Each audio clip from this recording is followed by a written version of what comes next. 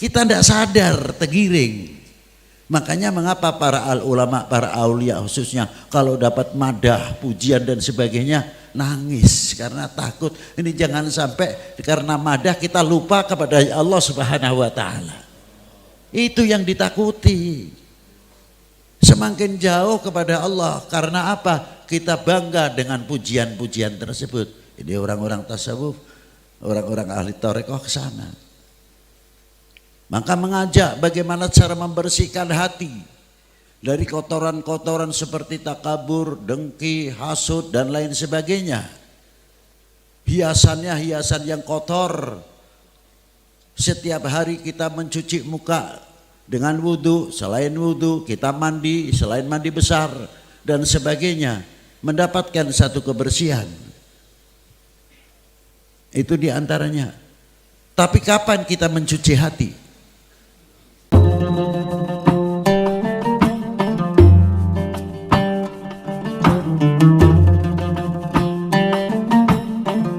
Assalamualaikum warahmatullahi wabarakatuh. Alhamdulillahil awalu bila ibtida wal akhiru bila intiha. Jami'u sifatil ulya wal izzati wal kibriya.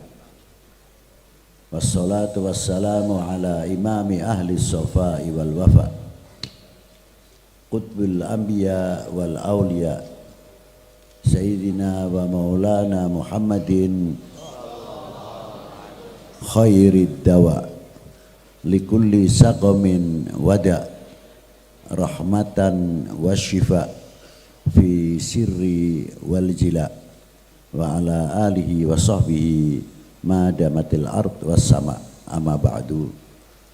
Ayuhas sadati sadatinal a'izza al fudala, yang saya banggakan dan saya hormati, para sesepuh, bini sepuh, para alim ulama. Maaf apabila saya tidak bisa menyebutkan satu persatu, bukan berarti mengurangi takdim hormat kita kepada para beliau.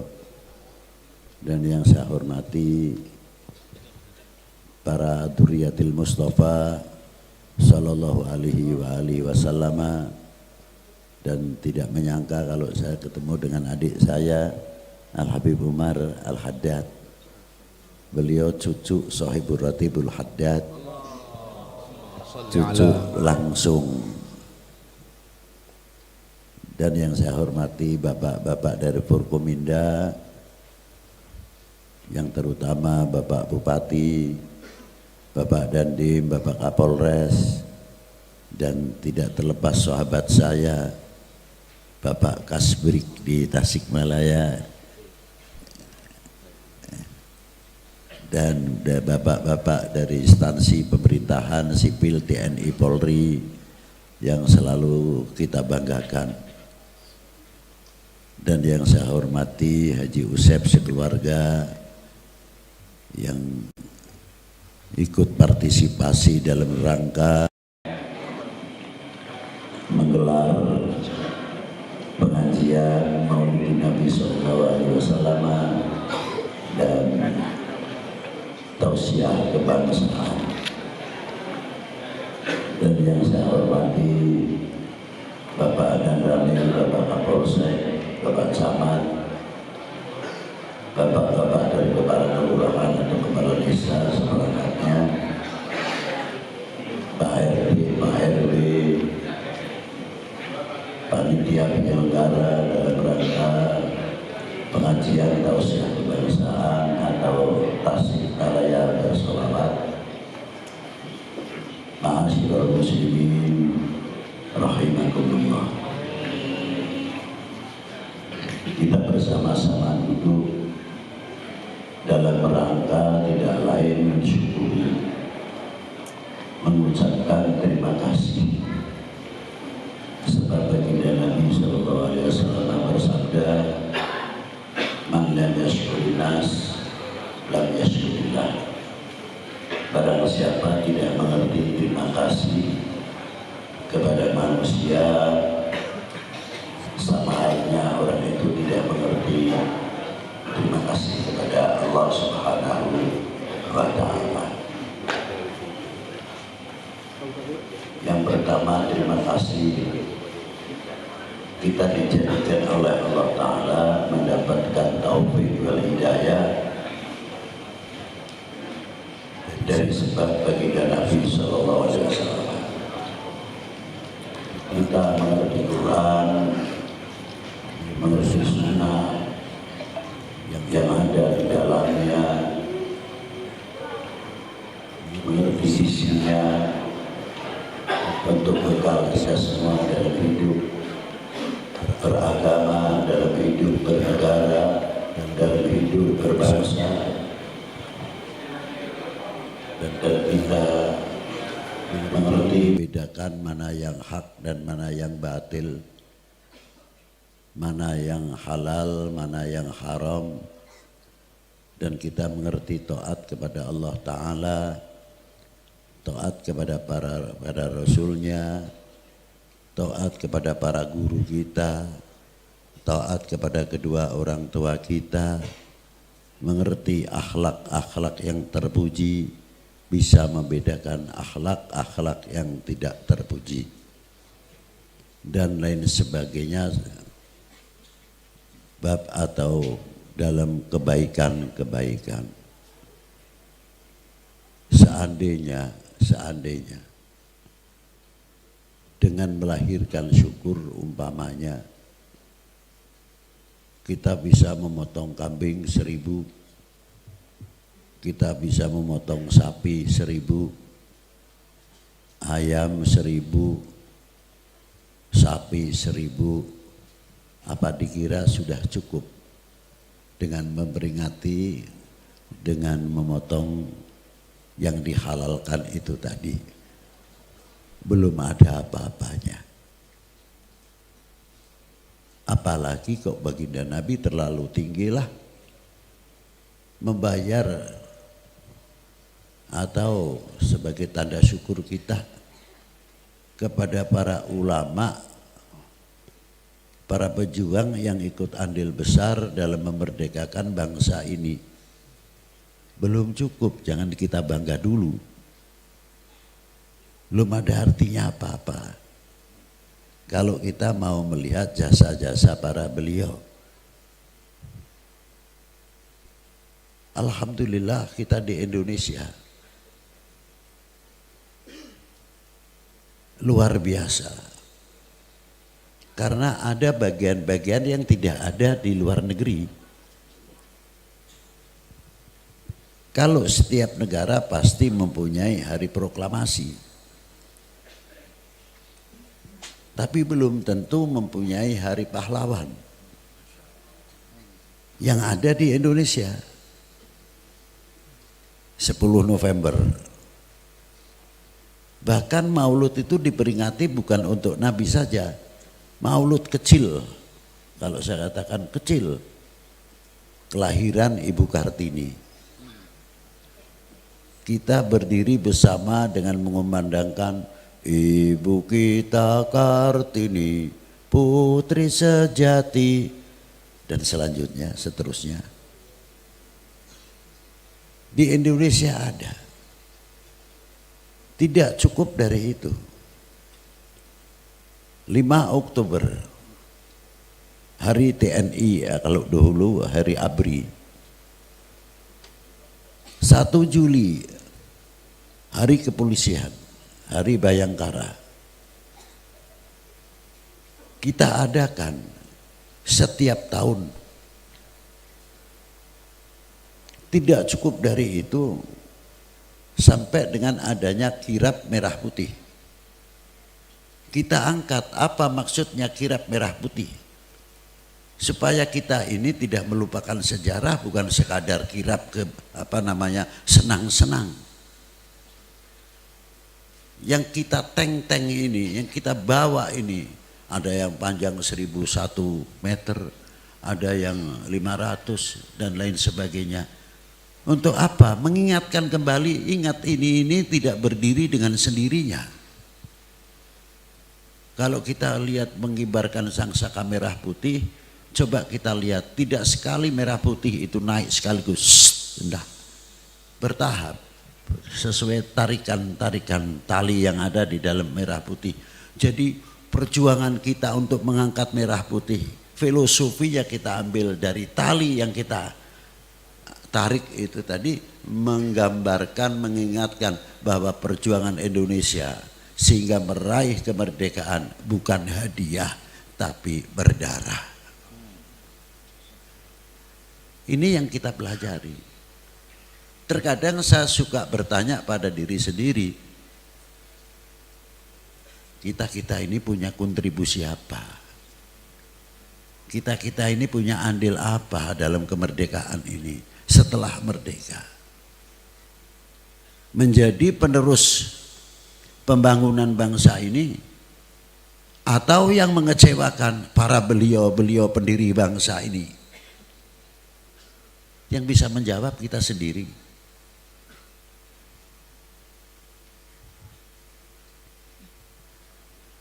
Apakah kita akan membahagiakan para beliau yang sudah dibaka terusnya?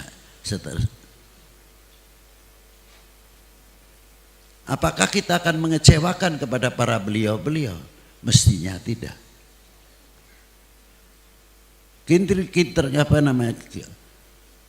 Andil kita untuk membangun bangsa ini, kontribusi kita.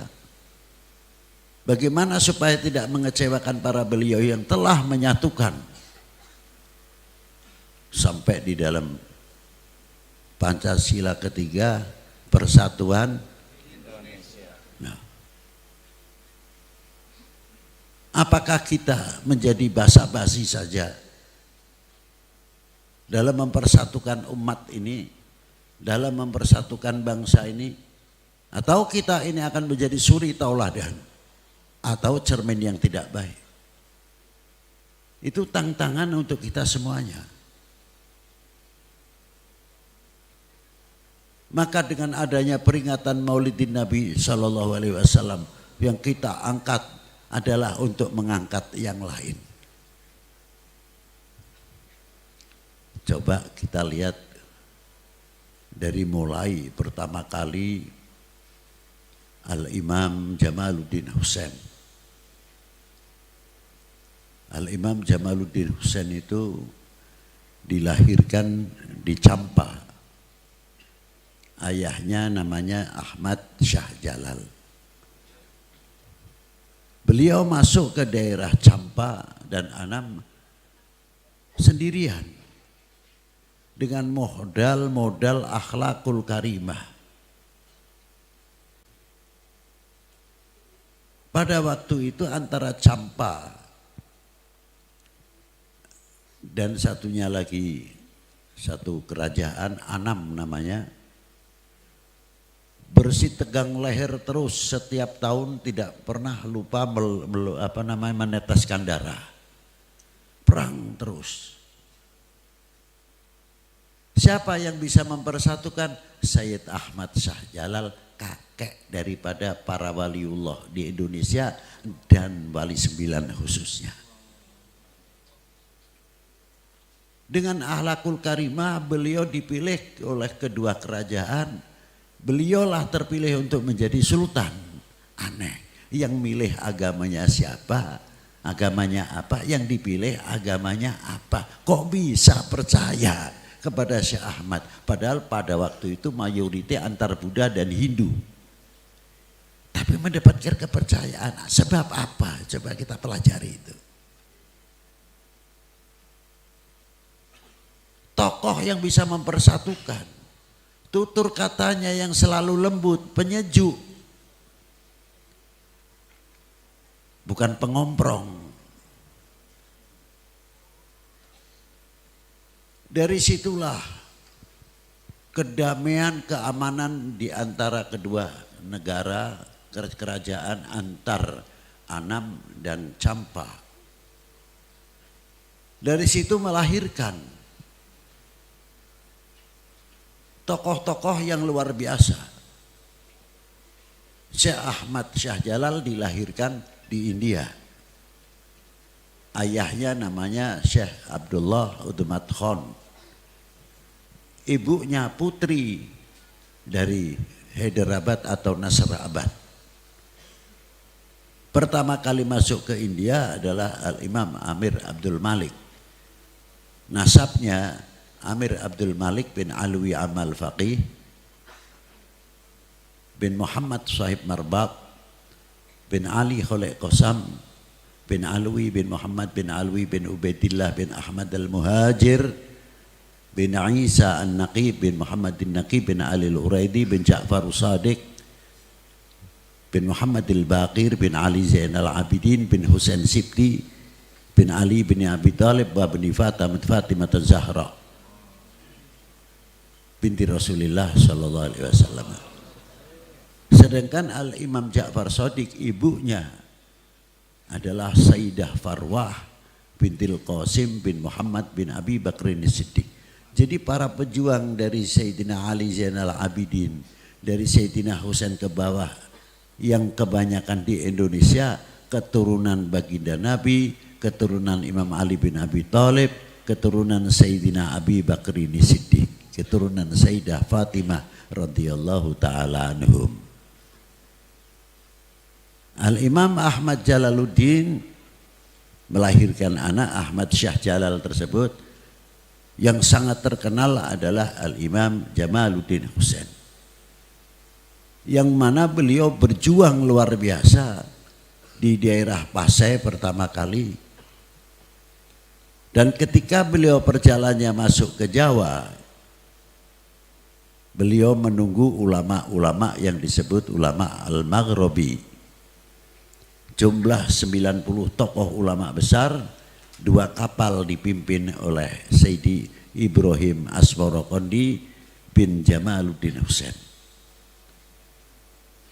Kapal tersebut pertama kali singgah di Semarang dan menurunkan beberapa tokoh-tokoh ulama, sebagian melanjutkan ke Jawa Timur, sebagian di Jawa Tengah, sebagian di Jawa Barat. Tidak lama disusul oleh Al-Malik Ibrahim dengan 3 kapal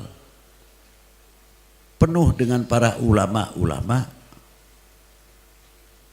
Ulama-ulama tersebut bukan sekadar kayak kita-kita ini, tapi ulama yang militan, rata-rata ahli ekonom, ahli pertanian, akhlaknya yang luar biasa, ahli obat-obatan, ahli ilmu kedokteran. Ulama-ulama tersebut masuk di daerah, 1 Pejajaran, 2 Mataram kuno, 3 masuk di daerah Majapahit atau Brawijaya. Beliau dakwah dengan akhlakul karimah melalui dunia perdagangan dalam dakwatul Islam. Memang paling istimewa melalui dunia perdagangan. Beliau masuk ke rumah tidak malu, andai kata kita bawa barang dagangan, assalamualaikum, sampurasun, sebagainya, enak masuk, menawarkan dagangannya, familiarnya luar biasa, mudah dikenal dan mudah mengenal. Dengan melalui jalur ekonomi, tidak masuk ke rumah atau di mana terlalu khutbah, kalian mengerti terhadap Islam atau tidak, inilah agama Islam yang paling begini-begini, tidak.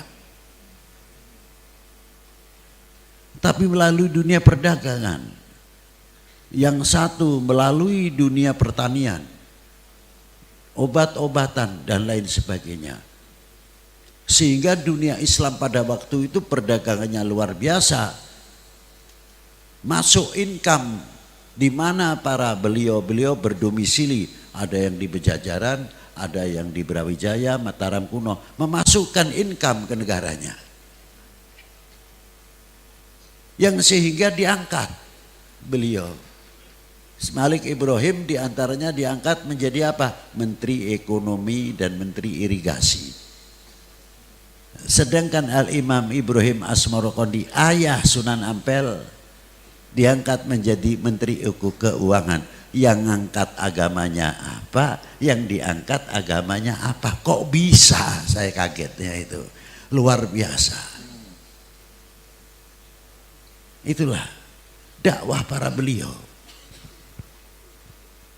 Tidak cukup dari itu, di zaman Portugis sangat andil besar.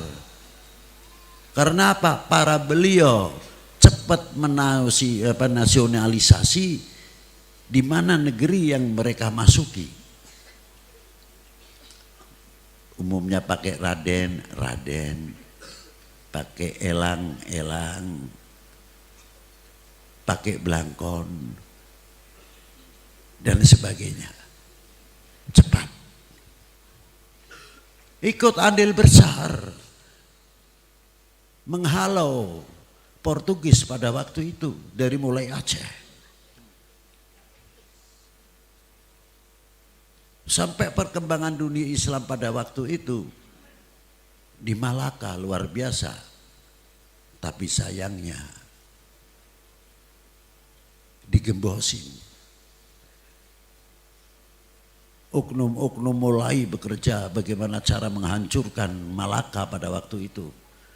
Dibikin kepercayaannya tidak percaya kepada tentaranya, kalau sekarang TNI. Tidak percaya, kurang percaya terhadap polisnya. Tidak percaya dengan pemerintahnya. Tidak percaya kepada para tokoh ulamanya. Sehingga pada tahun 1511 Masehi jatuhlah, hancur kerajaan Malaka yang pada waktu itu pengembangan Islam yang sangat luar biasa.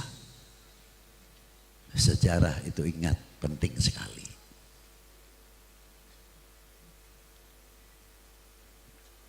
Sampai Sultan Abdul Fattah mengirimkan putra yang pertama, Adipati Yunus, beberapa armada, tapi sayangnya sebelum masuk ke Malaka dihantam gelombang yang cukup lumayan, sehingga pasukan yang dari Demak banyak minggir ke Palembang.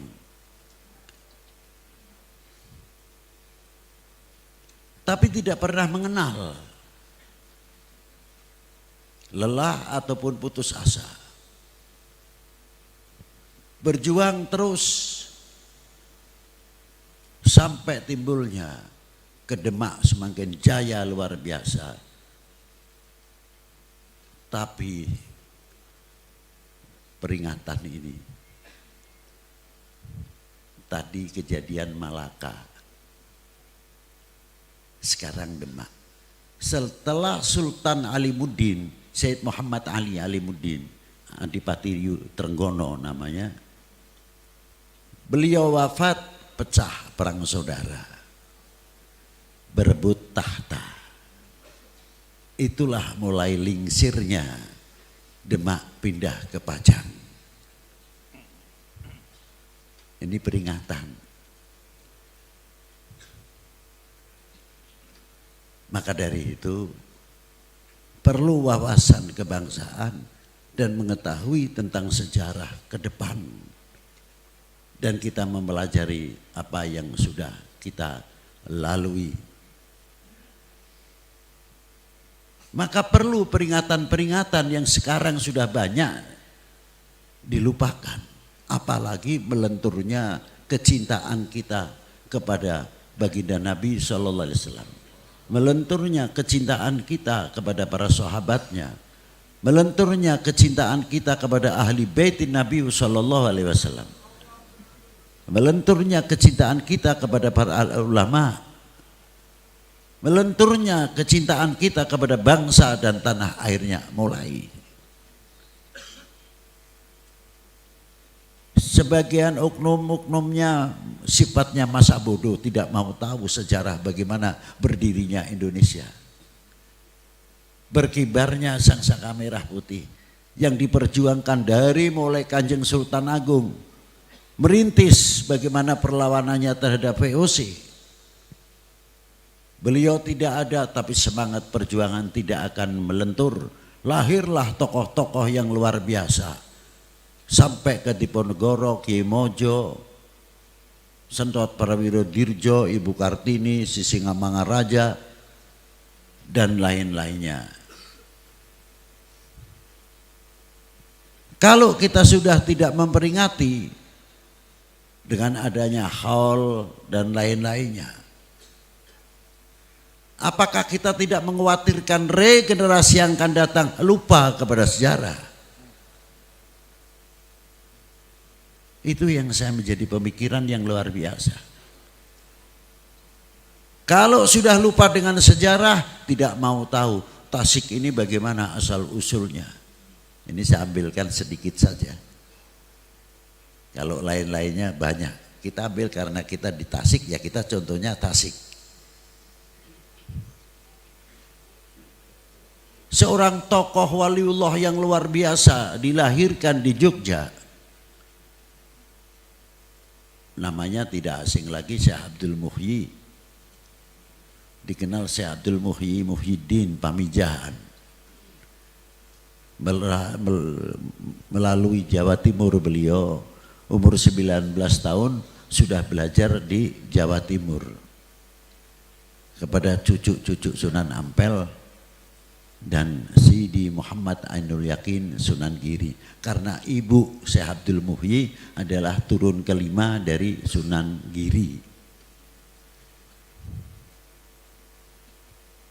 Setelah umur 19 tahun beliau belajar di luar Jawa, ringkasnya sampai ke Aceh. Belajar kepada guru Torekoh yang sangat terkenal Sayyidi Syekh Abdul Rauf Singkil. Berapa tahun lalu beliau diajak oleh gurunya keliling memba'il ulum, negara-negara sumber ilmu dan Torekoh. Yang akhirnya beliau mendapat mandat selaku mursyid al-kamil yang sempurna, boleh untuk membeah mengijazahi Torekohnya. Pertama kali beliau berkembang Thariqat Satoriyahnya di Ngayogyakarta sebelum ke Tasikmalaya. Perkembangannya luar biasa sehingga beliau merintis terus ke Jawa Barat. Tapi beliau tidak diam. Mengapa beliau kholwatnya di gua? Tidak sekadar untuk agama kepentingan pikirnya saja, tapi bagaimana beliau cara menutupi sehingga penjajah pada waktu itu tidak mampu menyelidiki apa yang dilakukan oleh Sayyidi Syekh Muhyiddin atau Pamijahan. Jauh beliau pemikirannya. Ma'asyiral muslimina rahimakumullah. Karomahnya luar biasa. Jadi kalau kita pikir Tasikmalaya ini punya pepunden, punya soko guru yang luar biasa. Seandainya kita mau meniru, menguak mutiara-mutiara yang tiada ternilai harganya seperti Sayyidi Syekh Abdul Muhyi Pamijahan, rasanya malu kalau kami warga Tasik tidak menjadi contoh dan suri tauladan apa yang telah ditinggalkan oleh Sayyidi Syekh Abdul Muhyi, tokoh pemersatu, tokoh pecinta Nabi, tokoh pecinta kepada para ulama aulia, tokoh pecinta bangsa dan tanah airnya yang sangat luar biasa. Beliau hidup di zaman Amangkurat ke-1, putra Sultan Agung yang sangat terkenal pada waktu itu. Itulah jasa-jasa yang luar biasa. Kita bangga khususnya, walaupun saya orang Pekalongan, ikut bangga kepada siapa? Tasik mempunyai soko guru yang luar biasa pangkat keauliaannya. Semoga kita bisa menjadi berkat umat, menjadi penuntun dan contoh atau suri toladan untuk umat, meniru perilaku luar biasa yang dicontohi oleh beliau. Kita ambil sedikit saja. Pasar yang ada di Pamijahan, toko-toko yang ada di Pamijahan, kalau tidak ada sebab Syekh Abdul Muhyi, rame tidak kira-kiranya? Tidak. Sepi. Sekadar hanya mau datang ke kuburan. Tapi kuburan tersebut bukan kuburan sembarangan. Seseorang yang mulia di hadapan Allah Subhanahu wa taala. Orang yang selalu menuntun, mengenalkan umat kepada Sang Pencipta dengan melalui tarekatnya. Tarekat bukan sekadar orang memandang tarekat terkadang sempit. Orang bisa berjalan di atas air, itu tarekat. Nanti orang bisa hiber, wah tarekat. Dikadek henten naon-naon tarekat. Macam-macam lah. Tarekat bukan itu dan bukan tujuan. Apalagi kok tentang kedohiran ataupun kedugdengan. Karomah saja para aulia ilah kalau diberi karomah nangis. Jangan dikira apa terus kita bangga. Habib Lutfi, wah namanya sudah terkenal kemana-mana. Ini contoh yang kecil-kecilan sajalah. Wah Habib Lutfi keramat. Ini bagi orang silahkan memuji, tapi bagi saya itu fitnah. Datang saja tidak berebut tangan untuk menciumnya. Ada kalanya yang mencium, ada kalanya yang hanya ngambang saja salaman. Hati saya mengatakan, encan terang abdi teh jalma.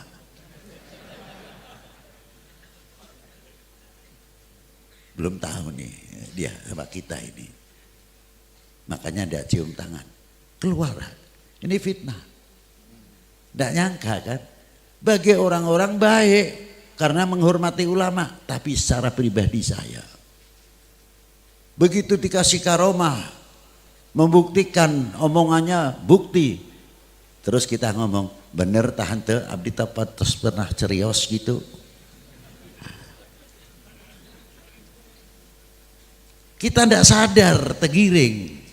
Makanya mengapa para ulama, para aulia khususnya kalau dapat madah, pujian dan sebagainya nangis karena takut. Ini jangan sampai karena madah kita lupa kepada Allah Subhanahu wa taala. Itu yang ditakuti. Semakin jauh kepada Allah karena apa? Kita bangga dengan pujian-pujian tersebut. Ini orang-orang tasawuf, orang-orang ahli tarekah ke sana. Maka mengajak bagaimana cara membersihkan hati dari kotoran-kotoran seperti takabur, dengki, hasud dan lain sebagainya. Hiasannya hiasan yang kotor. Setiap hari kita mencuci muka dengan wudhu, selain wudhu kita mandi, selain mandi besar dan sebagainya. Mendapatkan satu kebersihan. Itu diantaranya. Tapi kapan kita mencuci hati? Kita ini kegolong minal ghafilin atau tidak? Kalau kita menjadi orang yang ghaflah, jangan tanya. Sebab jangankan hati, mulut saja kalau nggak benar, apa latihannya? Kalau mulut ini terbiasa membaca La ilaha illallah, innalillah umpamanya, ada lagi yang sholawat, ada lagi subhanallah, sudah keterbiasaan.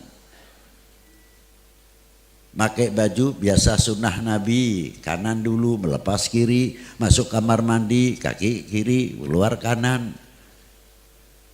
Apalagi kalau kita mau menyelidiki lebih jauh, sunnah ini bukan sekadar sunnah pahala saja, ternyata luar biasa.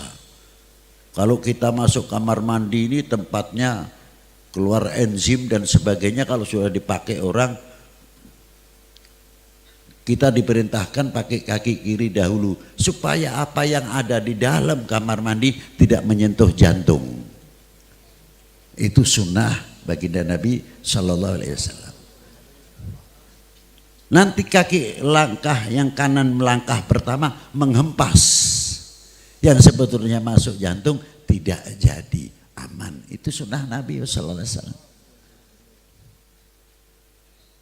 Makan pakai tangan kanan. Apa sebab? Di kaful yad ini ada enzim yang luar biasa yang datangnya dari otak kecil dan jantung. Maka tangan kanan ini kalau memegang makanan atau kiri memegang makanan atau sekepal nasi, coba kita lihat mana yang cepat busuk, kanan, bukan yang kiri. Maka dengan membantunya kita kepada pencernakan pakai tangan kanan, karena apa? Ada enzim yang luar biasa tadi. Jadi bukan sekadar sunnah. Kalau habis makan, kalau bisa setengah jam jangan minum. Apa sebabnya? Supaya enzim kita jangan dimanjakan. Supaya pankreas kita itu bisa bekerja dengan baik. Tapi kalau kita hancurkan enzimnya, akhirnya pankreas kita malas untuk bekerja. Akhirnya munculnya apa? Diabetes, kencing manis, darah tinggi, dan lain-lainnya. Lah itu.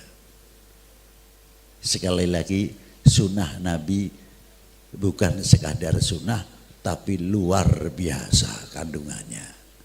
Paham itu ya? Ma'asyiral muslimina rahimakumullah. Kami teruskan tadi. Apa yang telah dilakukan oleh baginda Nabi sallallahu alaihi wasallam. Makanya perlu kita mengetahui bagaimana para beliau-beliau berjuang untuk menyampaikan ajaran baginda Nabi sallallahu alaihi wasallam dengan melalui jalur thariqah.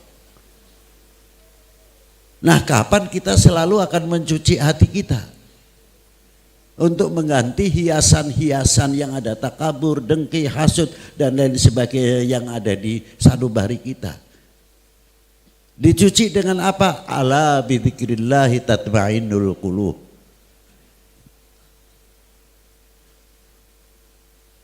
Ada lagi satu hadisnya, anta budallah ka'annaka tarah. Wah, terlalu tinggi. Udahlah, kita ambil yang kedua saja. Fa in lam takun tarah fa innahu yarah. Kalau kita tidak bisa melihat dalam bab pertama tadi, kita merasa didengar, dilihat oleh Allah Subhanahu wa ta'ala. Nah, kalau sudah keterbiasaan, kita terdidik rapi, pakai tangan kanan dulu kalau pakai baju, pakai sandal kaki kanan. Kembali kepada tutur kata kita tadi.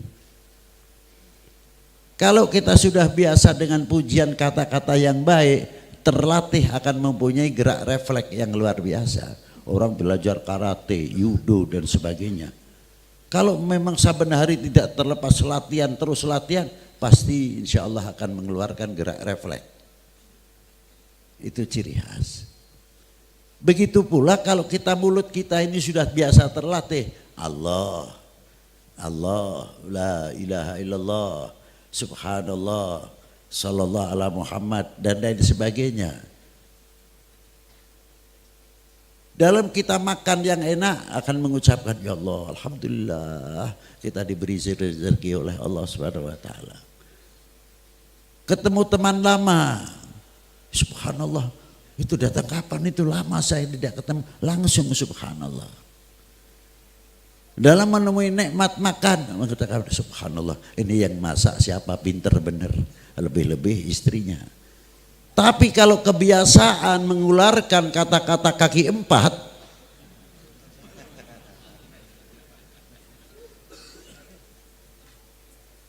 ya sudah, yang keluar kaki empat.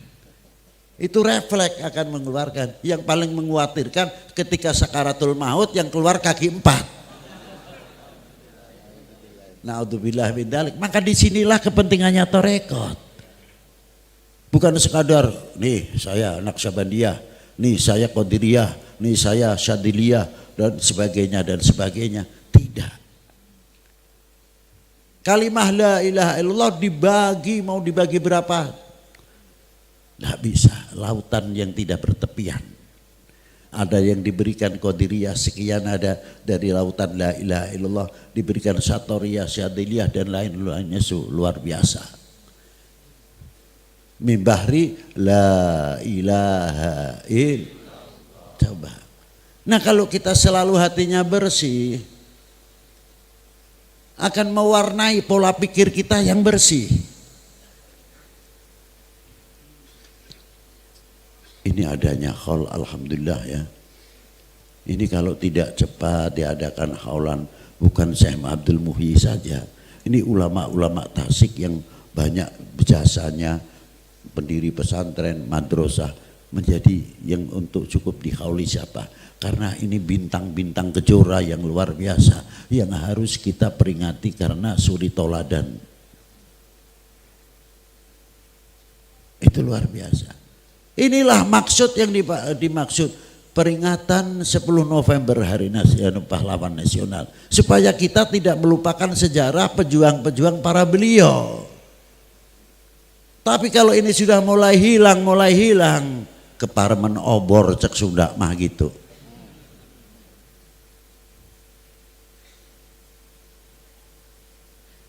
Ditanya, anu pendiri pesantren eta teh saha cenah? Duka teuing. Aya pesantren nu enggal keneh. Keukeuh wae jawabnya, duka teuing. Ya kalau sudah begini terus bagaimana?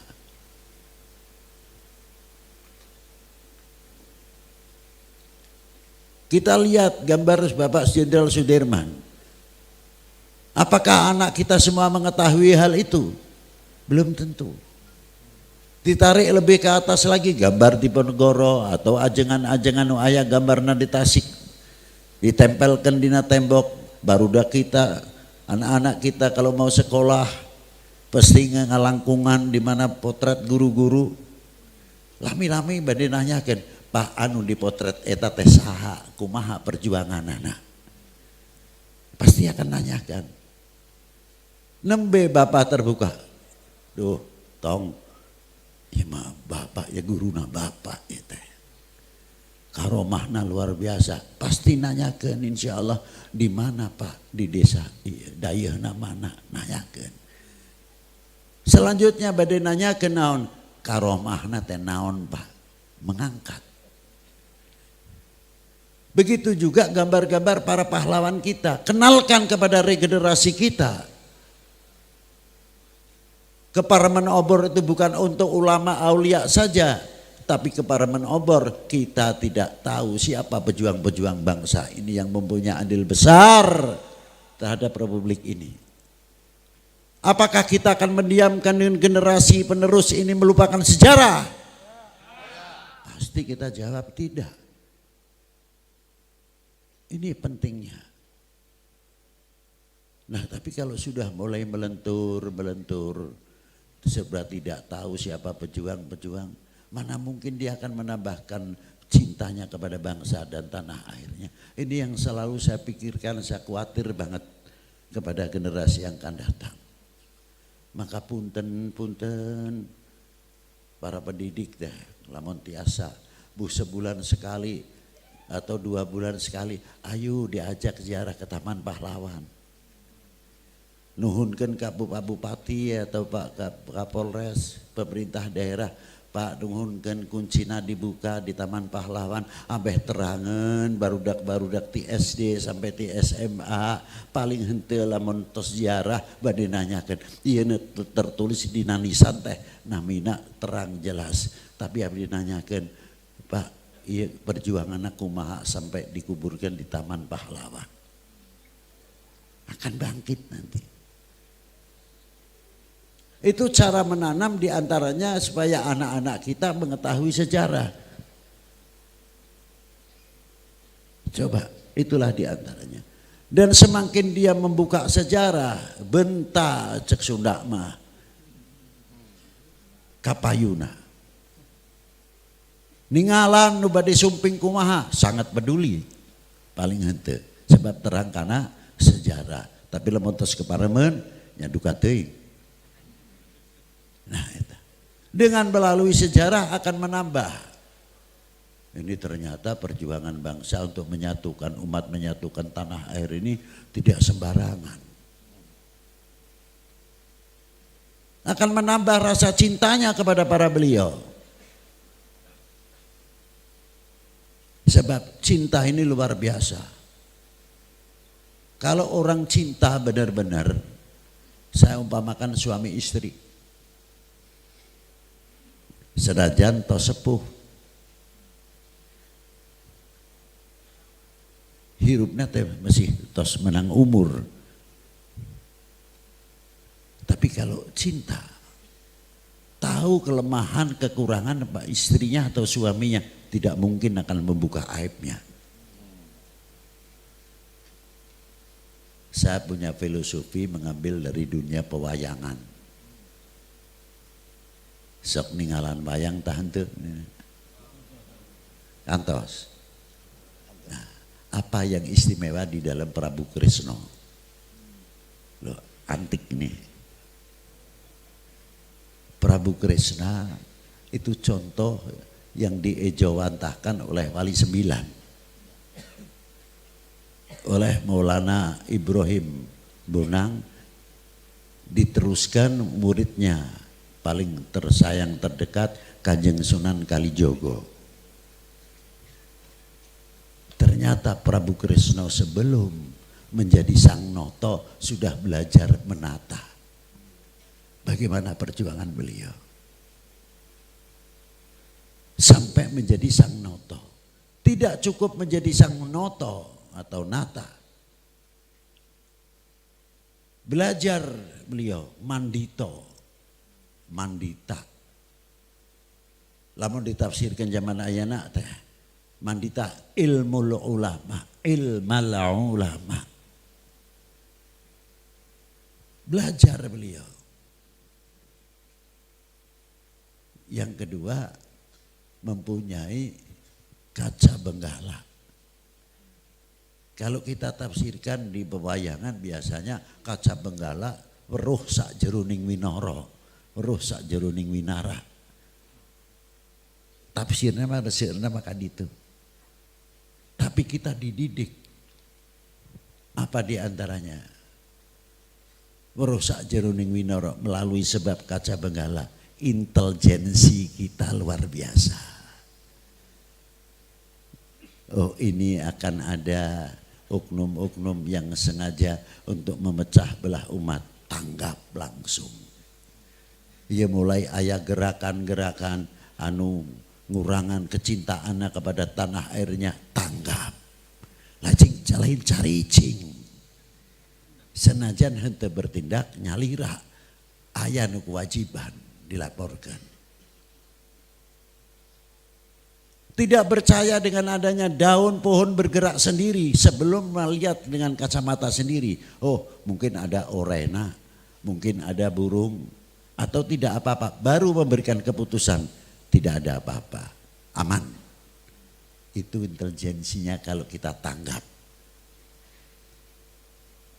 Lain tugas kepada dunia intel saja anu kewajiban. Tapi sing kuring abdi sadayana kedah tanggap karena masalah eta. Paling henteu celi di abdi teh gaduh filter, pandangan sim kuring gaduh filter, bisa membedakan mana nu teu sae, mana nu sae. Mana yang baik dan mana yang tidak. Bisa membedakan ini akan memecah belah umat, ini akan memecah belah bangsa, ini akan melenturkan cintanya kepada tanah airnya, melenturkan cintanya kepada baginda Nabi, melenturnya cintanya kepada para ulama, melenturkan cintanya kepada ahli bait Nabi sallallahu alaihi wasallam. Paling tidak tanggap. Ini apalagi ini akan menjauhkan kepercayaan kita kepada Polri. Oh, ini apalagi ini akan menjauhkan kepercayaan kita kepada TNI. Dikendori terus dikurangi. Bagaimana kalau sudah melentur yang demikian kita bisa pertahankan ketahanan nasional. Kalau kita mau digembosi kepercayaan kita kepada TNI Polri-nya dan kepada pemerintah, itu bahayanya. Jadi filter kita itu bisa. Itu diantaranya. Ma'asyiral muslimin rahimakumullah. Mahabbah itu kelihatannya sepele. Kalau kita cinta kepada istri yang benar, walaupun bodinya sudah tidak seksi lagi, karena sudah melahirkan, tapi kasih sayangnya henteu kacida. Sebab melihat ketika si istri melahirkan, kepala keluar, taruhannya nyawa, tambahnya anak, kasih sayang. Dan cenderung orang yang mencintai tidak akan mungkin membuka aibnya, kekurangan istrinya. Sebaliknya akan membuka kekurangan suaminya. Atau menceritakan kemana-mana. Bagaimana kepada bangsa dan negara ini? Kalau kita cinta benar kepada bangsa dan tanah airnya, tidak mungkin akan membuka aib kekurangan bangsa sendiri. Katanya di Indonesia banyak korupsinya, Beb. Tidak. Siapa bilang? Padahal mah